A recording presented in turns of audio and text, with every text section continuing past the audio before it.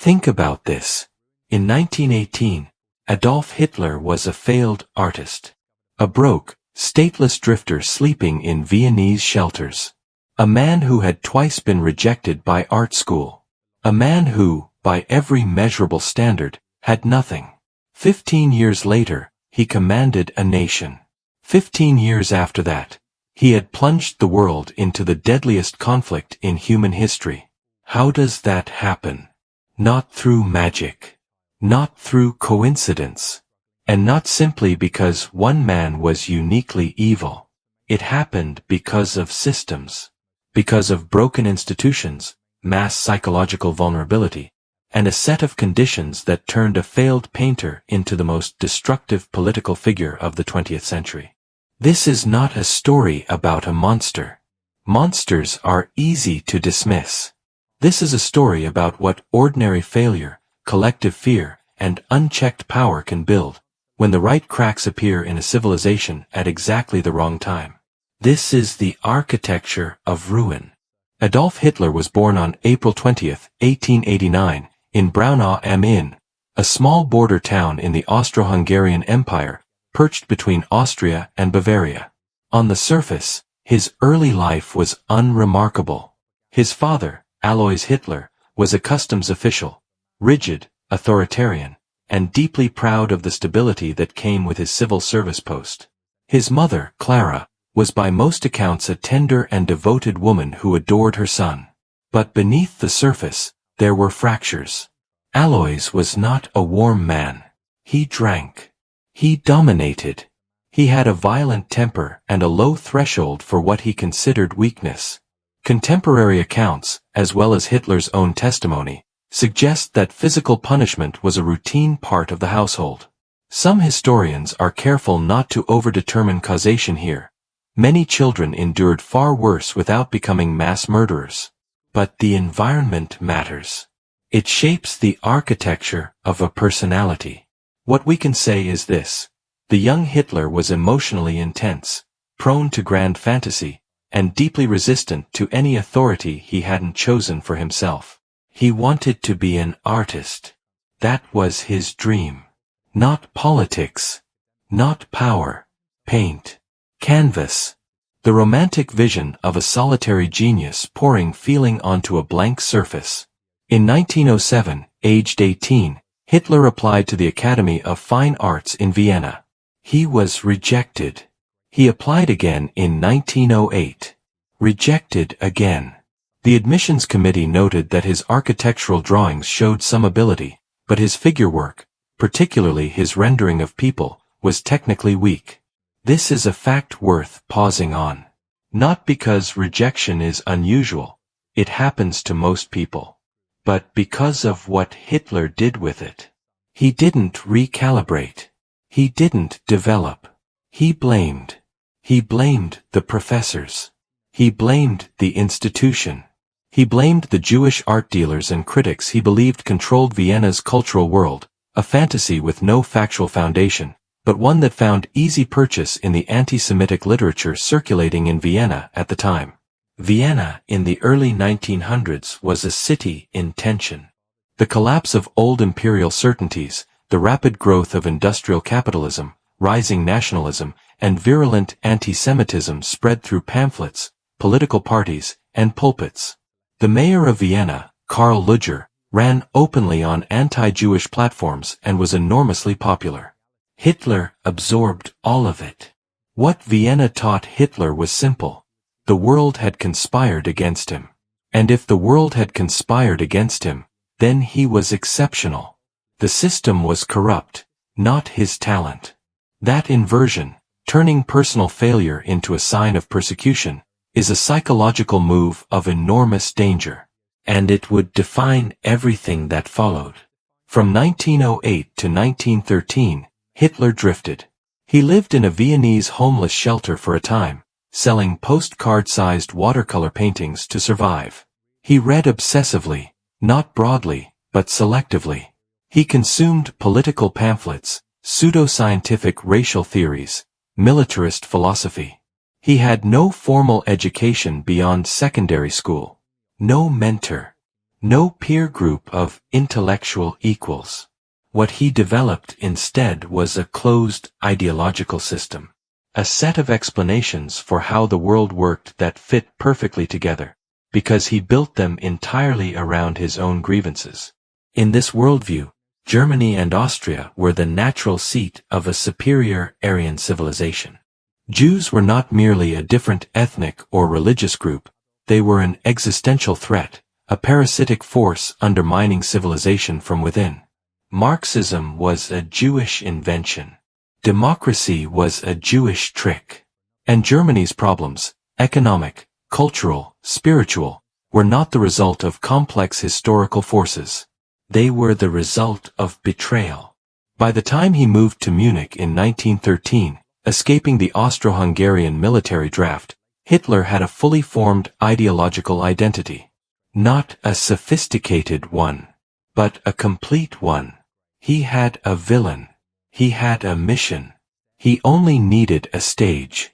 The First World War ended in November 1918, and Germany signed the armistice in a state of profound shock. For 4 years, the German government had told its people they were winning. The war was brutal and costly, yes, but victory was coming. Then, almost without warning, it was over. And not just over. Defeated. The psychological whiplash was catastrophic. Then came Versailles. The Treaty of Versailles, signed in June 1919, imposed devastating terms on Germany.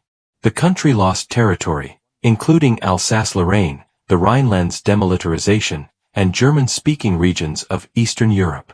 It was stripped of its navy and limited to a military of 100,000 men. And then came the bill, reparations of 132 billion gold marks, a number so large it was essentially a permanent economic sentence. But the most psychologically damaging clause was Article 231. The War Guilt Clause. Germany, and Germany alone, was declared responsible for the war. This was not just a financial or territorial loss. It was an identity wound. A proud, highly educated nation with a sophisticated culture and a strong military tradition was told, by international decree, that it was to blame for the bloodiest catastrophe in modern history. The German people did not accept this. And a class of political actors emerged to tell them they were right not to. Hitler was one of them. But in 1919, he was still obscure. A corporal. A decorated veteran, he had served with genuine courage and been awarded the Iron Cross twice, but still a man without influence, without resources, and without a platform. The platform came to him. In September 1919, Hitler attended a meeting of a small nationalist group called the German Workers' Party.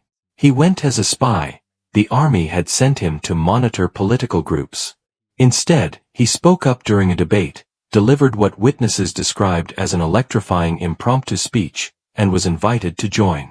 Here is where we must pause on something that is often underestimated: Hitler's oratory. He was not a polished speaker in the classical sense. He was not calm, not measured, not elegant. What he was explosive. He understood crowds with an almost instinctual intelligence. He would begin slowly, humbly, almost hesitantly. He would name the suffering in the room. He would validate the resentment. Then gradually he would build, the rhythm accelerating, the voice rising, the gestures becoming wider, until the entire room was vibrating with a shared emotion they couldn't fully name. He was not speaking to their reason. He was speaking to their pain. And in 1919, 1920, 1921, Germany had pain in industrial quantities. By 1923, hyperinflation had rendered the German mark essentially worthless. At its peak, a single US dollar was worth over 4 trillion marks. People carried currency in wheelbarrows to buy bread. Life savings evaporated overnight. The middle class, the backbone of German civil society, was annihilated economically. When people lose everything they've worked for, and they need an explanation, they are vulnerable to whoever offers the clearest narrative of blame. Hitler offered one. It was simple. It was false. And it was irresistible to hundreds of thousands of desperate people. Hitler did not build a movement on speeches alone. He understood something about human psychology that most politicians in his era did not. People don't join ideas. They join identities. The Nazi Party, which Hitler took over and renamed in 1920, was designed as a total identity package. There was the swastika, an ancient symbol, rebranded for modern political violence. There were the rallies, massive, theatrical, almost religious in structure. There were the uniforms, the salute, the marching songs. There was a clear enemy. And there was a promise, that by belonging to this movement, you were not a failure. You were a warrior. You were not poor. You were robbed. You were not irrelevant. You were the future. This is not unique to Nazism. Populist movements across history have used the same architecture. But Hitler and his chief propagandist, Joseph Goebbels, elevated it into a science. Goebbels understood that truth was not the point. Repetition was. Emotion was.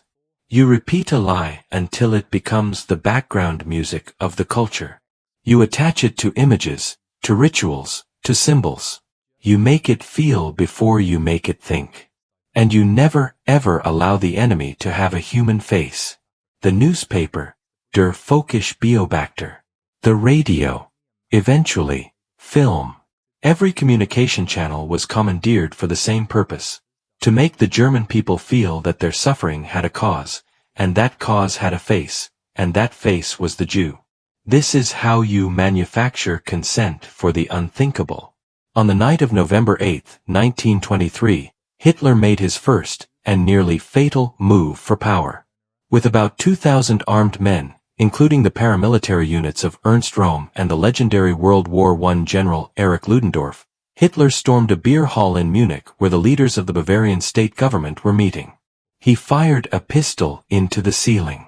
He declared a national revolution. It collapsed within 24 hours. The march on Munich the following morning was met by police gunfire. 16 Nazis and 3 policemen were killed. Hitler dislocated his shoulder, throwing himself to the ground. He fled. He was arrested 2 days later. This should have ended him. In most cases, it would have.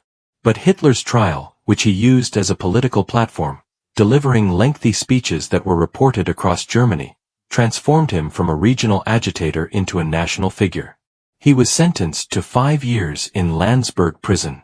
He served 9 months. And in those 9 months, he wrote Mein Kampf.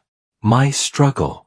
The book is rambling, repetitive, and ideologically incoherent in places. But it laid out, with remarkable clarity, everything Hitler intended to do. The elimination of Jews from German life, the conquest of Eastern Europe for Lebensraum, living space, the destruction of Marxism, and the creation of a racial empire. He told the world exactly what he planned. Almost nobody took him seriously. That is perhaps the most chilling lesson of this entire story. The warnings were there. In print. For anyone to read. In 1929, the Great Depression hit. The American stock market collapsed in October. Within months, global credit dried up. Loans that American banks had extended to stabilize the German economy were recalled overnight. Industrial output collapsed. Unemployment in Germany surged from under 1 million to over 6 million by 1932. Roughly 1 in 3 German workers had no job. The Weimar Republic, the democratic government established after World War I, had never been popular. It had been born from defeat. It had signed the humiliating Versailles Treaty. It had presided over hyperinflation in the 20s and now, catastrophic unemployment in the 30s. To many Germans, it represented not democracy but weakness. Not governance but chaos. Into this vacuum, Hitler returned. The Nazi Party's vote share had been falling during the stable mid-20s. Now it exploded. In 1928, they won 2.6% of the vote. By July 1932, they were at 37.4%, the largest single party in the Reichstag. They did not win a majority. That is important. Most Germans did not vote for Hitler at his peak electoral performance. But the right-wing establishment, the conservative industrialists, the aristocratic old guard, the generals, made a catastrophic miscalculation. They believed they could use Hitler. They would put him in power, let him mobilize the masses, and then control him from behind the scenes. On January 30, 1933, President Paul von Hindenburg appointed Adolf Hitler as Chancellor of Germany. Within 18 months, there was no Germany left to control. Only the Reich. On February 27, 1933, less than a month after Hitler became Chancellor, the Reichstag building, Germany's parliament, was set on fire. A young Dutch communist, Marinus van der Lubbe, was arrested at the scene. Whether he acted alone or was part of a larger conspiracy, including a possible Nazi provocation, has been debated by historians ever since. What is not debated is what happened next. Within 24 hours, Hitler convinced Hindenburg to sign the Reichstag fire decree, suspending civil liberties, press freedom, and habeas corpus. Political opponents could be arrested without charge. The left-wing press was shut down overnight. Then came the Enabling Act of March 23, 1933. Passed by a parliament in which the Communist Party had been banned, opposition members were being arrested, and stormtroopers stood in the aisles. This law gave Hitler the power to rule by decree for 4 years, bypassing the Reichstag entirely. Democracy in Germany did not die in a coup. It died by legislation. It was voted away by frightened men under pressure who told themselves it was temporary. By the time Hindenburg died in August 1934, Hitler had merged the roles of president and chancellor into a single position: Führer, supreme commander of the armed forces, head of state.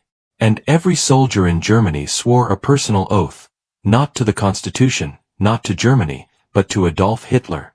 That oath would bind men to obey orders that their own conscience would never have permitted. How did he hold it together? How do you make an entire nation comply? The first tool was fear. The Gestapo, the secret state police, created an atmosphere of pervasive surveillance. Germans were encouraged to report neighbors, colleagues, even family members. You didn't need to arrest everyone. You only needed people to believe they could be arrested at any time. The chilling research of sociologist Robert Lately would later show that the Gestapo was actually far smaller than its reputation suggested. Many of its informants were ordinary citizens who reported their neighbors voluntarily. The regime didn't need to build a total surveillance state. It cultivated a culture of self-policing. The second tool was reward.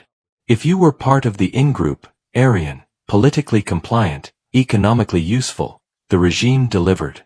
Unemployment fell dramatically in the mid-30s, partly through genuine economic stimulus, partly through rearmament, partly through statistical manipulation. The autobahns were built.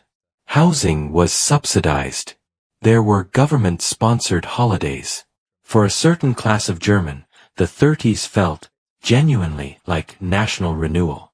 The third tool was ideology. Hitler did not just rule by terror and bribery. He offered meaning. Germans were told they were not a defeated, economically broken people. They were the vanguard of civilization. They were building a 1,000-year empire. They were part of something vast, historical, and sacred. Meaning is perhaps the most powerful political tool of all.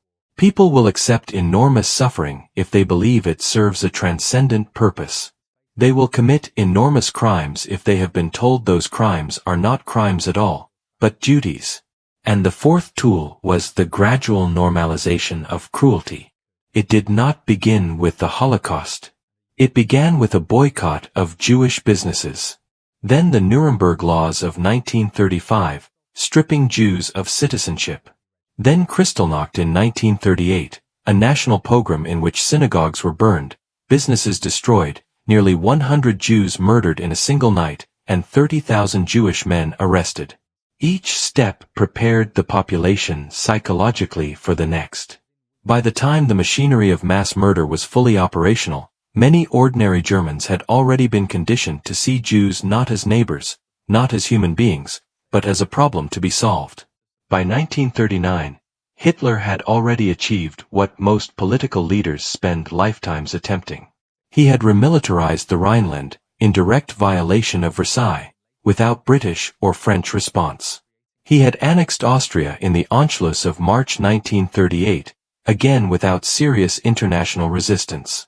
He had taken the Sudetenland, the German-speaking regions of Czechoslovakia, through the Munich Agreement, which France and Britain signed in an act of desperate appeasement. Then, in March 1939, he took the rest of Czechoslovakia. At each step, the Western powers had blinked. They were haunted by the memory of World War I, a generation of young men shattered, economies drained, landscapes turned to graveyards. They would pay almost any price to avoid repeating it. Hitler read this as weakness. He was not entirely wrong. But he misread its limits. On September 1, 1939, German forces invaded Poland. Britain and France declared war 2 days later. The Second World War had begun. The first 3 years of the war were, by any military measure, staggering German successes. In April 1940, Denmark and Norway fell within weeks. In May, the Wehrmacht launched its assault on France and the Low Countries, bypassing the formidable Maginot Line through the supposedly impassable Ardennes forest. The French army, considered among the strongest in Europe, collapsed in 6 weeks. Paris fell on June 14, 1940.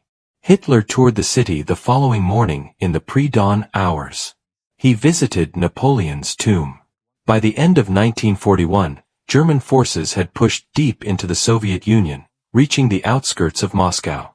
German-occupied Europe stretched from the Atlantic coast of France to the suburbs of Leningrad. It was the largest land empire in European history since Napoleon. But embedded within every conquest was a seed of destruction. The Nazi system was not built for long-term governance. It was built for short-term mobilization. Its economy ran on looting, extracting resources from occupied territories. Its military doctrine was built on speed and shock.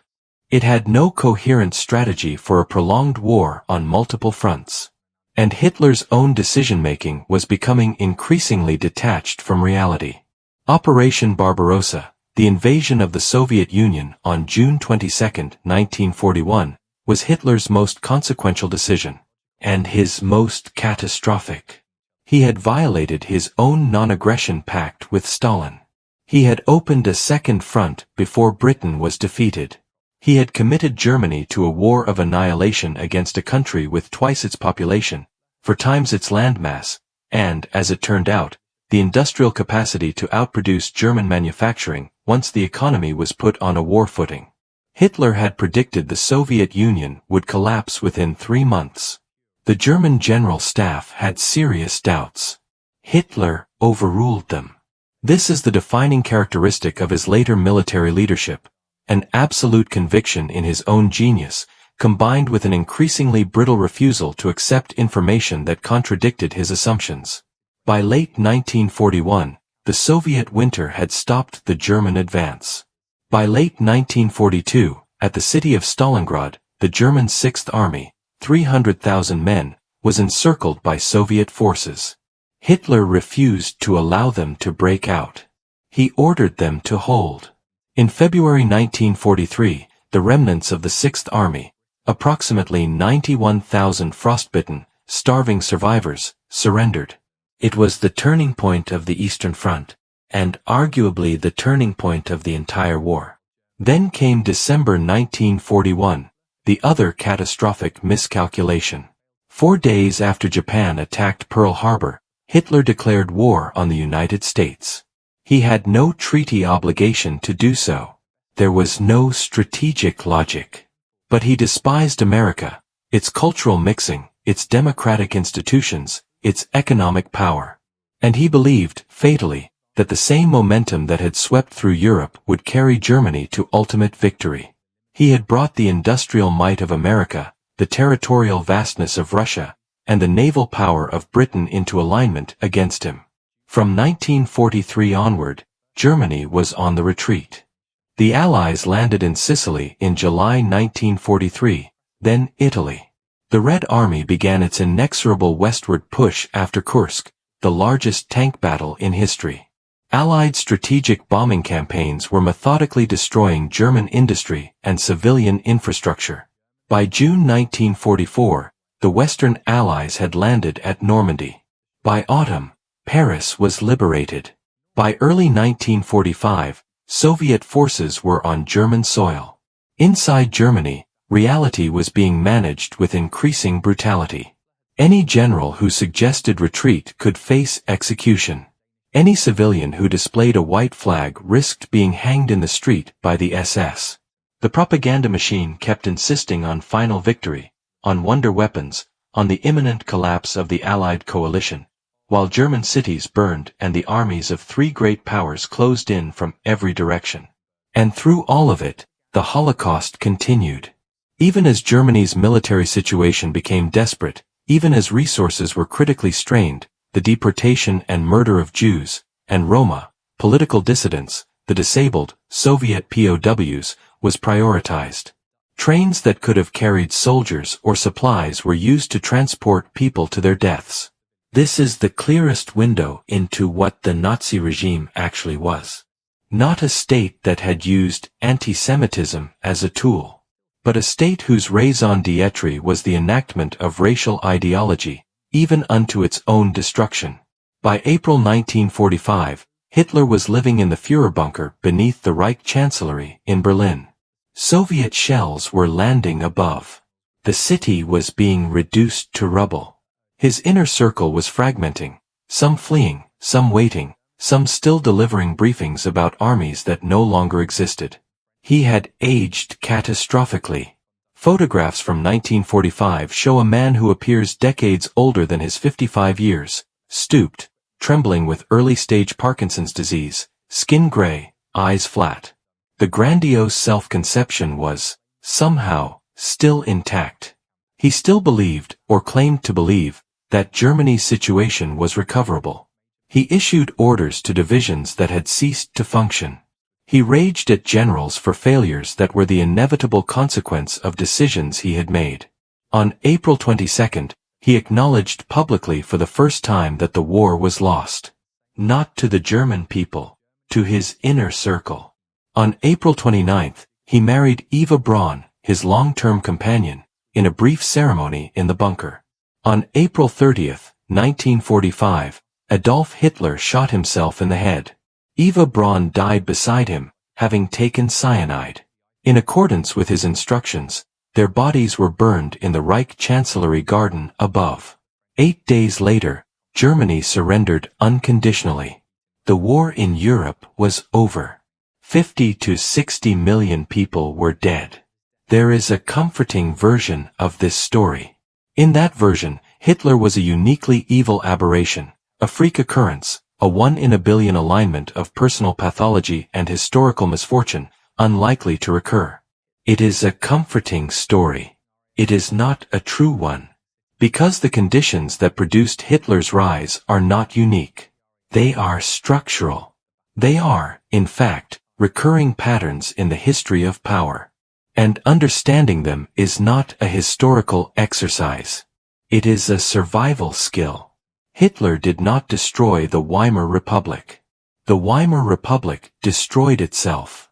It was a democracy that had been built on the wrong foundation, created in defeat, never fully embraced by the military establishment, the civil service, the judiciary, or the aristocratic old guard. The Supreme Court did not protect civil liberties when the regime targeted communists. The army did not resist when Hitler violated the Constitution. The conservative establishment did not resist when they believed they could profit from his popularity. Democracies do not fall primarily to external assault. They fall when the internal guardrails, independent courts, free press, civilian oversight of the military, norms of political decency, are either weak to begin with or gradually surrendered by those who should be defending them. The lesson is not that democracies are fragile. The lesson is that they require constant, active maintenance. They require people in institutions who believe in those institutions more than they believe in their own immediate advantage. Why did people follow him? This is the question that makes us most uncomfortable, because the honest answer is, for reasons that are not entirely alien to us. They followed him because they were afraid, and he offered certainty. Because they were humiliated, and he offered dignity. Because they were economically destroyed, and he offered an explanation. Because they were psychologically adrift, and he offered identity, community, and purpose. These are not monstrous needs. They are human needs. The psychologist Erich Fromm, writing in Escape from Freedom in 1941, argued that totalitarianism arises partly from the unbearable weight of modern freedom.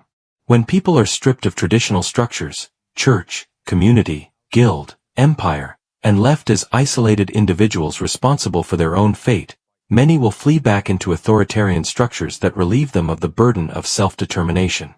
They submit, not because they are forced to, but because submission feels, in a deep psychological sense, like relief. This is not an excuse. It is an explanation. And the distinction matters because an explanation can be acted on. An excuse cannot. One of the central arguments about the Holocaust has always been, how much was Hitler, and how much was Germany? Both. Hitler's personal ideology was the organizing principle of the final solution. Without him, the specific character of Nazi genocide, its totality, its industrial organization, its ideological coherence, would not have taken exactly the form it did. But without a system, a bureaucracy of thousands of ordinary clerks, railway workers, police officers, doctors, lawyers, and soldiers who each performed their discrete role without confronting the totality of what they were participating in, it could not have been executed.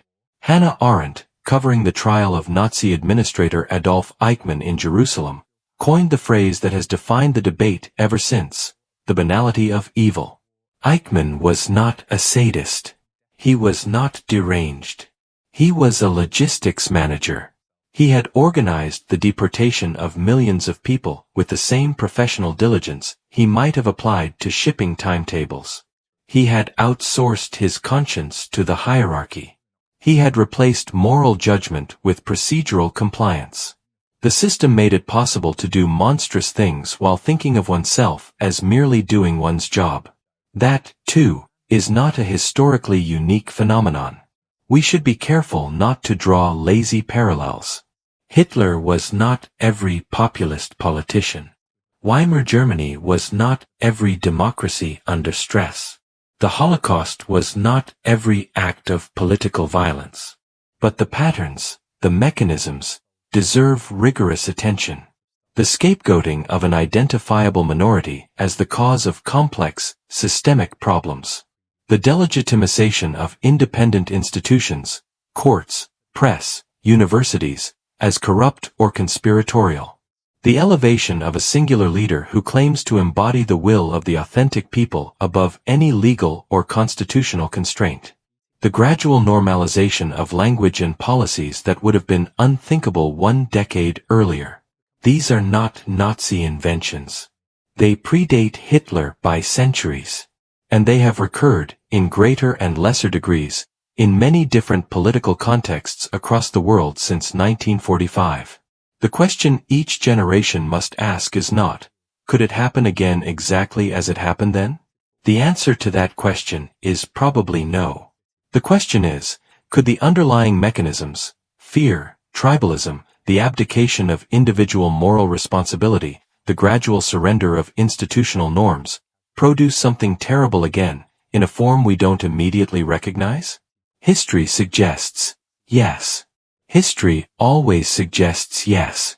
The speed of modern information, the capacity of social media to atomize shared reality into a million competing narratives, to algorithmically amplify outrage and tribalism, to make propaganda simultaneously more potent and more invisible, makes some of the psychological vulnerabilities that Hitler exploited not weaker, but stronger. We do not need to be hysterical about this. But we cannot afford to be complacent about it, either. There is a version of history that tells us the people of Weimar Germany were uniquely susceptible. That they were somehow less moral, less rational, less capable of resistance than we are. This is a dangerous lie. The people of Weimar Germany were not different from us in any fundamental psychological sense. They were people under extreme pressure, exploited by a system that had mastered the art of weaponizing their most natural instincts, for belonging, for safety, for meaning, for dignity. Resistance to what happened required something rare and costly: the willingness to maintain moral clarity in the face of enormous social pressure, real physical danger, and the seductive comfort of collective certainty. Some people did it. The White Rose students who distributed anti-Nazi leaflets at Munich University. Raoul Wallenberg, the Swedish diplomat who saved tens of thousands of Hungarian Jews. The Danish people, who organized the rescue of nearly the entire Jewish population of Denmark in a matter of days. Individual courage, at scale, can bend history. We know this because it happened. What the story of Adolf Hitler ultimately teaches us is not about one man. It is about the conditions under which ordinary people stop thinking for themselves. The conditions under which a society decides that its fear is more important than its conscience. It is a story about what we are capable of when systems fail, when leaders lie, and when ordinary people decide that someone else is responsible. And it is a reminder, perhaps the most important reminder that the 20th century produced, that the price of a civilized society is not just economic. It is moral. It is active. And it is daily. The most dangerous thing a civilization can ever do is convince itself that it is too enlightened to fall.